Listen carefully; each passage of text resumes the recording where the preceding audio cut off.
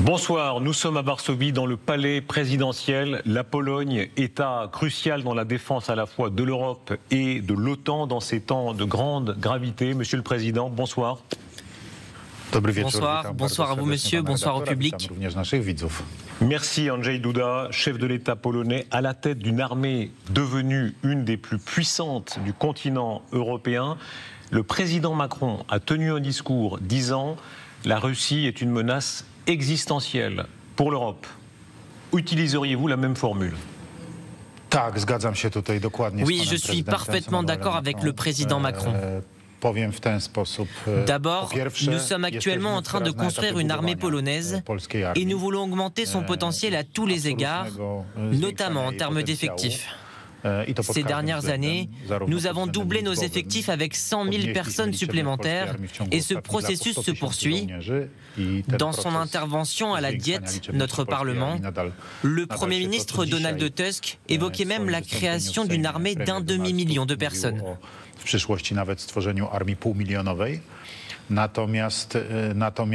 Et à côté de cela, systématiquement, nous réalisons des investissements. Depuis plusieurs années, depuis le début, lorsque j'ai été élu président de la République de Pologne, je le suis depuis l'automne 2015, à vrai dire depuis 2016, nous avons commencé ce grand cycle d'achat d'armement dans le cadre de la modernisation de notre armée. Et nous l'avons accéléré. Surtout, hélas, en 2022 et après 2022, où nous avons passé une grande partie de notre armement en Ukraine, avec plus de 300 tanks. La Russie est à vos portes, pas loin, à Kaliningrad. Souvent, on dit qu'un scénario d'attaque pourrait concerner les pays baltes ou la Pologne. Où la Russie pourrait-elle concrètement attaquer? De quelle manière? C'est vrai que nous faisons frontière avec cette exclave, comme on le dit, l'enclave de Königsberg, de Kaliningrad en parlant russe. Et là, effectivement, il y a un très grand danger. Surtout si on considère que l'un des problèmes que nous avons soulevés tout au long de ces 10 dernières années, c'est que la Russie, en violant l'accord entre elle et l'OTAN, des années durant, a armé l'enclave de Kaliningrad en y plaçant des missiles, des fusées, et nous sommes persuadés que la Russie détient également un arsenal nucléaire et qu'elle l'a surtout intensifié ces dernières années. Pardon. En ce moment, ils sont en train d'augmenter, selon vous, le potentiel nucléaire, même à Kaliningrad ?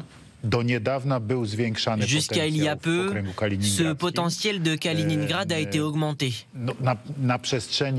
Ces dernières années, durant la guerre contre l'Ukraine, une partie de ces armes ont été reprises car il en avait besoin sur le front, de même que les effectifs. Je pense donc que de ce point de vue, effectivement, ce potentiel a été affaibli car les soldats sont allés en Ukraine. Mais en règle générale, la région elle-même, durant ces dernières années, a été armée intensivement par la Russie. Surtout après ce qu'a annoncé Vladimir Poutine, à savoir le placement de l'arme nucléaire en Biélorussie. Nous faisons frontière avec la Biélorussie et la Russie y organise des exercices. Des unités russes y sont présentes, mais également l'arme nucléaire. Le président Macron veut ouvrir la discussion sur l'extension de la protection nucléaire. Est-ce que pour vous c'est intéressant? Une extension à la Pologne? Bien sûr, c'est très intéressant. Toute formule de coopération avec des alliés augmentant notre sécurité est précieuse pour nous et je crois que nous pouvons nous asseoir calmement avec Monsieur le Président Emmanuel Macron autour d'une table pour en parler et en débattre. Il est difficile de parler des détails d'une telle coopération à la télévision, mais bien entendu, je suis pour. Et Et je tiens à vous dire que j'ai pris avec une très grande satisfaction le fait que votre président l'ait mentionné.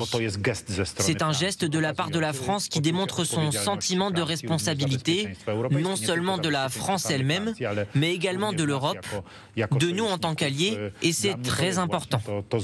Nous faisons partie également, ne l'oublions pas, de l'Union européenne, un espace où il y a des sociétés françaises. C'est un espace où beaucoup de marchandises françaises sont achetées.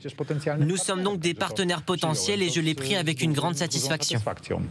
Sans entrer dans des détails de sécurité, le fait que des bombes nucléaires françaises soient placées sur le territoire polonais, de la même façon qu'il y a des bombes nucléaires américaines sur le territoire allemand ou italien, est-ce que pour vous c'est une hypothèse ? Oui,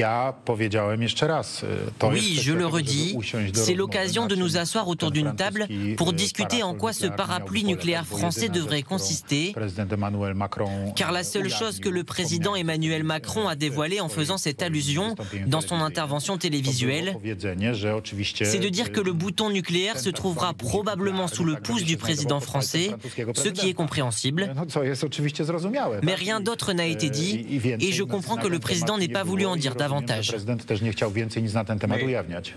Monsieur le Président, votre conviction à vous, est-ce que les intérêts vitaux de la France commencent ici à Varsovie ? Oui, je le crois, oui. Je dirais même davantage. Je crois qu'il commence en Ukraine et j'ai l'espoir que dans l'avenir, l'Ukraine fera partie aussi bien de l'Union européenne que de notre grande communauté, peut-être de l'OTAN également. Hélas, pour le moment, on peut douter de cette entrée dans l'OTAN. Moi, j'aurais voulu que l'Ukraine soit dans l'OTAN. Ses intérêts commencent non seulement en Pologne, mais depuis des centaines d'années, ils le sont avec des petites interruptions. Lorsqu'il y a eu la zone d'influence soviétique, les intérêts français existaient toujours et jouaient un grand rôle. Là, vous avez un rôle clé parce que vous êtes en soutien absolu de l'Ukraine et en même temps, à titre personnel et à titre politique, vous êtes très proche du président Trump.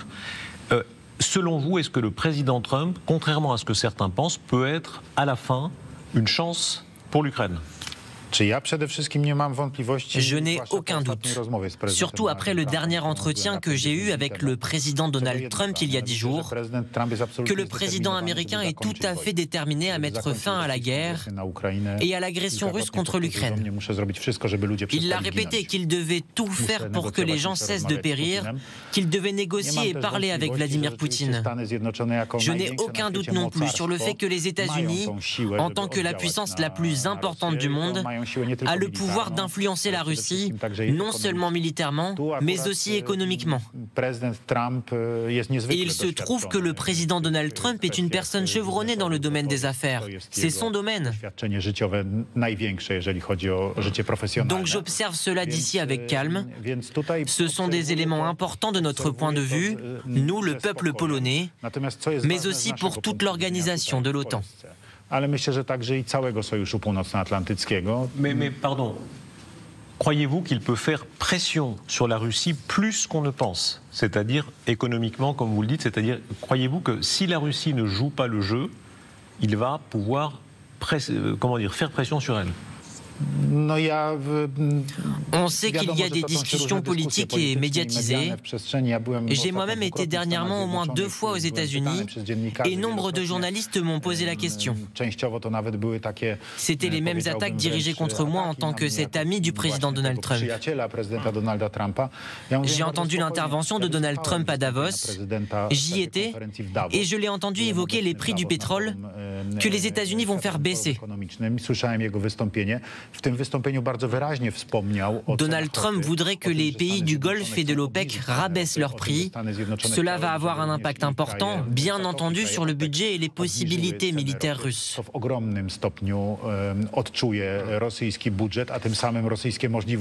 Aujourd'hui, le président Donald Trump a annoncé clairement et manifestement qu'il préparait des sanctions économiques pures et sévères contre la Russie. Et cela semble fonctionner.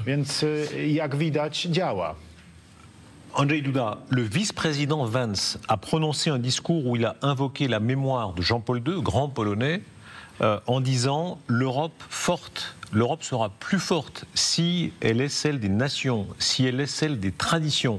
Est-ce que, en cela, vous vous sentez proche de lui ? En règle générale, je suis partisan d'être fort culturellement. Je considère que c'est éminemment important. Jean-Paul II évoquait justement ses racines culturelles, cette Europe basée sur les fondements, les traditions chrétiennes.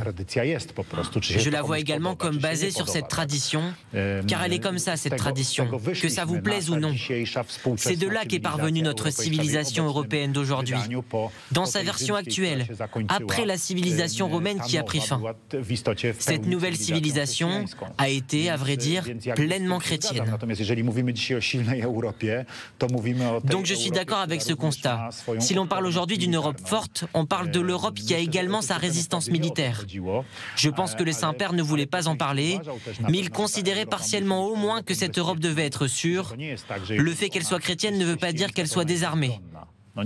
Je pense que nous avons également l'obligation, dans le cadre de notre responsabilité culturelle aujourd'hui, d'organiser cette Europe de sorte qu'elle soit puissante et qu'elle puisse se défendre contre les agressions, contre la violence extérieure, que nous soyons suffisamment forts pour avoir cette force de dissuasion, comme on dit, que personne ne nous attaque. Expliquez ça. Vous êtes un conservateur, vous êtes un homme de droite, proche de M. Trump. Vous, Madame Meloni, est-ce que vous pouvez assumer d'être à la fois très proche de Trump et très européen et très soutien de l'Ukraine? Est-ce que les trois ensemble sont possibles? Je suis tout simplement d'ici. Donc il m'est difficile d'être américain. Je n'ai pas passé beaucoup de temps en Amérique. Je vois ça uniquement du point de vue européen. Mais vous aviez dit il faut plus d'Amérique en Europe. Il faut plus d'Amérique en Europe. Est-ce que c'est toujours vrai? Vous voyez aujourd'hui ce mouvement? Bien sûr, car je me souviens d'expériences historiques lorsque l'on parle de la sécurité. Rappelez-vous de la Première Guerre mondiale. Elle étouffait l'Europe. Et à vrai dire, ce sont les Américains en entrant en guerre qui ont tranché. Pour la Deuxième Guerre mondiale également, lorsque l'Amérique est entrée en guerre, elle a commencé à faire pencher la balance du côté du monde libre occidental contre Hitler.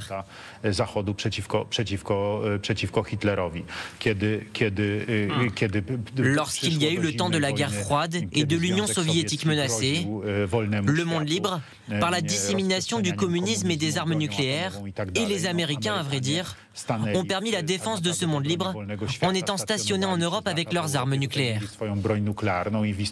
Et puis la politique militaire et économique de Ronald Reagan, avec son programme de guerre des étoiles, a très largement affaibli l'Union soviétique. Tout ça, c'était des actions américaines.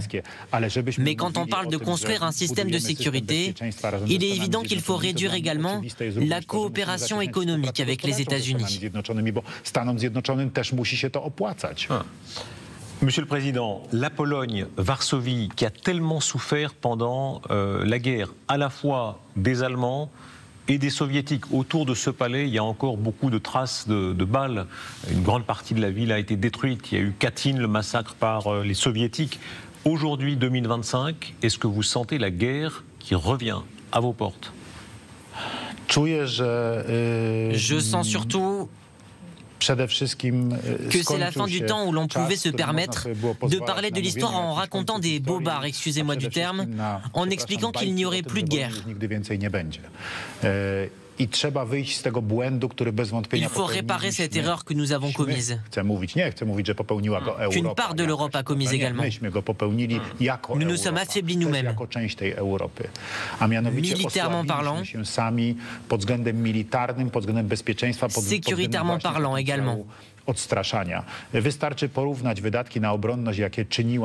point de vue de notre potentiel de dissuasion, il suffit de voir les efforts militaires réalisés par la France avant les années 90 et avant la fin de la guerre froide, et dans quel état se trouvaient nos ressources militaires au moment de l'explosion de cette guerre à grande échelle contre l'Ukraine. Est-ce que ça a été une faute morale? Vous avez ici le drapeau de l'OTAN, vous êtes le pays qui est en pourcentage du PIB qui fait le plus d'efforts militaires. On voit à quel point encore maintenant certains pays européens sont à 1,5, 1,6. Est-ce que c'est une faute morale d'être descendu si bas? Je pense que oui. Ce n'est pas qu'une faute morale, mais également une faute politique très sérieuse. Aujourd'hui, il faut tout reconstruire. Hier, j'ai été à Bruxelles où j'ai présenté à Mark Rutte ma proposition par écrit de demander au futur sommet de l'OTAN à chacun de ses membres d'augmenter sa contribution à un minimum de 3% de son PIB. Mais il s'avère qu'aujourd'hui, nous nous trouvons dans un état de production où nous n'avons pas la capacité d'acheter ces armements. Et même si on fait des commandes, il faut attendre des années pour être approvisionné. Donc nous achetons de l'armement en Corée du Sud, à des dizaines de milliers de kilomètres de la Pologne. Pourquoi?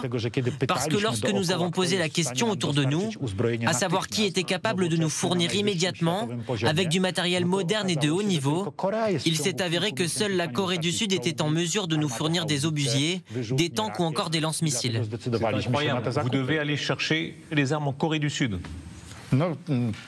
Oui, elles nous parviennent en bateau, bien entendu, et des contrats ont été signés pour des K2, des chars d'assaut très modernes. On en a d'ailleurs de plus en plus en Pologne. Et en parallèle, nous avons aussi commandé la dernière version des chars Abrams, mais aussi des FA-50 coréens et des F-35 des États-Unis, ainsi que des Apaches et des hélicoptères de combat. Nous avons d'ailleurs la plus grande flotte après celle des États-Unis, et je pense qu'elle grimpera jusqu'à 96 appareils. Donc cet armement vient vers nous par vagues, de tous les côtés, et aujourd'hui nous dépensons presque 5% de notre PIB dans la défense, et nous sommes les seuls de l'OTAN à le faire à ce niveau. Président Duda, est-ce que ça veut dire qu'actuellement l'Europe n'est pas prête à faire la guerre? Pas la Pologne est très haut, mais l'Europe en général sans le soutien américain. Est-ce qu'elle a encore besoin du soutien américain pour faire la guerre? Aujourd'hui, pas demain. Je n'en ai aucun doute. Si on prend au sérieux le principe d'un OTAN à 360 degrés, c'est-à-dire si on joue franc jeu dans le cadre de l'OTAN, l'ensemble de ses membres doit être tout simplement prêt à se défendre. Chacun doit avoir sa propre défense pour ne pas compter uniquement sur les autres. Et si je n'ai pas l'armée, il faut que mes alliés m'aident, car les alliés paient pour cela avec leurs contributions. C'est en tout cas ce que dit le président Donald Trump. Pourquoi le contribuable américain doit-il garantir la sécurité de l'Europe, où le niveau de vie est souvent plus important qu'aux États-Unis? Donald Trump dit « Créez votre propre défense, nous sommes là pour vous appuyer, pas pour vous défendre immédiatement. Vous devriez le faire vous-même en développant votre propre dissuasion. Et c'est pourquoi, au vu de la renaissance évidente de l'impérialisme russe à l'Est, nous réalisons la modernisation de notre armée.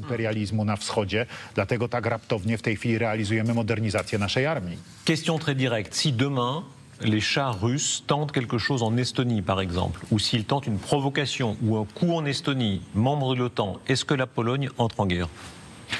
Oui, c'est l'article 5. Et je n'ai nul doute sur le fait que nous devons respecter l'article 5 si un quelconque pays de l'OTAN est attaqué.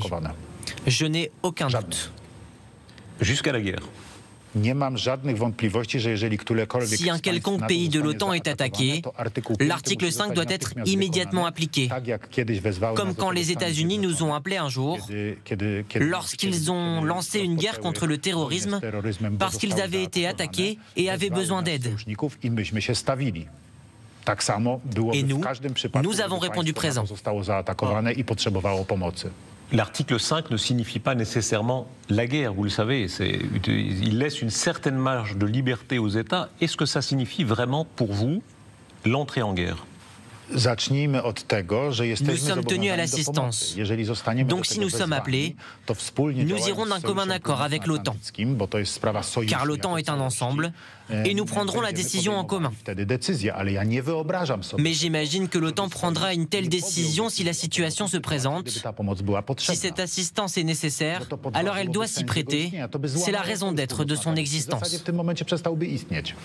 Monsieur le Président, vous savez que Vladimir Poutine a invoqué la mémoire de Napoléon contre la France pour répondre à Emmanuel Macron. Alors, là, c'est tout le contraire. Ici, en Pologne, Napoléon est un héros. Je crois qu'il est même dans votre hymne national, non ? Oui, c'est vrai.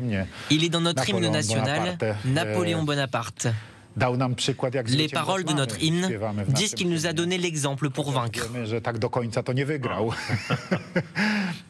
Hélas, nous savons qu'il n'a pas gagné jusqu'à la fin. Ils ont réussi à en avoir raison. Mais c'est notre histoire commune, justement. Et ce sont les intérêts pluriséculaires de la France en Pologne aussi. Est-ce que la Russie restera dangereuse dans tous les cas, même s'il y a un cessez-le-feu, même s'il y a une trêve, même s'il y a un accord de paix en Ukraine ? La Russie sera toujours dangereuse tant qu'elle mettra en œuvre ce que nous appelons l'impérialisme russe. Je le souligne souvent. Peu importe quel adjectif on emploie, russe, tsariste, impérialisme russe, poutinien, c'est toujours le même impérialisme. Il consiste à ce que l'on s'accapare d'autres États, d'autres nations, à ce qu'on leur impose le modèle russe dans leur pays. C'est Ruski Mir, c'est la paix à la russe. On oblige à apprendre le russe, à apprendre leurs traditions, leur religion. La Russie occupe leur territoire, puise dans leurs ressources naturelles, bref, colonise leur pays.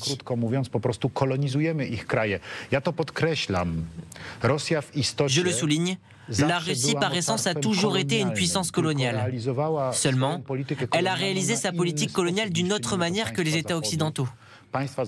Les États occidentaux allaient en bateau et leurs représentants occupaient les pays respectifs. La Russie, elle, le faisait dans son voisinage en élargissant l'Union soviétique. C'est pourquoi on parle de Russie en disant que c'est la prison des peuples, car elle s'est accaparée beaucoup de nations et beaucoup de peuples qui vivent aujourd'hui en Russie. Si vous regardez, monsieur le journaliste, qui perd surtout, qui périt en Ukraine aujourd'hui, ce sont justement les représentants des nations de l'extrême-orient de la Russie.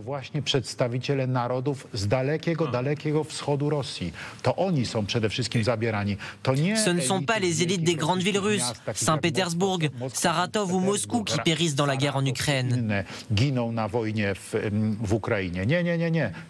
Non, ce sont les Tchouktchés et d'autres nations qui habitent en pleine profondeur de la Sibérie. Andrzej Duda, merci de nous avoir accueillis ici à Varsovie. Merci beaucoup. Merci pour votre venue, c'était un plaisir d'échanger avec vous.